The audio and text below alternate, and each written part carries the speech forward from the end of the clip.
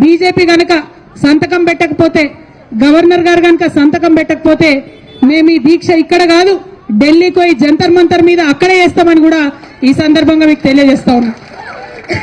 ఈ స్పష్టత ఇవ్వకుండా, ఈ క్లారిటీ ఇవ్వకుండా నువ్వెంత అంటే నువ్వెంత, తూకిత్తా అంటే తూకిత్తా అని కాంగ్రెస్ బీజేపీ కూడా ఇద్దరు కలిసి మోసం చేసే ప్రయత్నం చేస్తున్నాయి. బీసీ బిడ్డలను మభ్యపెట్టే ప్రయత్నం చేస్తున్నాయి. ఈ ప్రయత్నాన్ని మాత్రం మేము ఎట్టి పరిస్థితుల్లో సఫలం చేయనిచ్చేది లేదు. ఇక రెండో విషయం, మేము 72 గంటలు దీక్ష చేస్తాం, మేమే అన్నం తినం, మేమే నీళ్లు తాగం, 72 గంటలు ఇక్కడ కూర్చుంటాం మా బీసీ బిడ్డల కోసం అంటే ప్రభుత్వం భయపడుతోంది, పర్మిషన్ ఇస్తలేదు. ఇవ్వాలంటే మనం 10 నుంచి 4 వరకే ఉండాలంట. నేను డిమాండ్ చేస్తా ఉన్నా, ఆనాడు ఉమ్మడి ఆంధ్రప్రదేశ్లోనే 48 గంటలు నిరంతర నిరాహార దీక్ష అంబేద్కర్ విగ్రహాన్ని అసెంబ్లీలో పెట్టడం కోసం చేసినాం. మీరు ఆంధ్రోల కన్నా పాపం అయిపోయినరా? ఆంధ్ర సర్కార్ కన్నా పాపం అయిపోయినరా మీరు?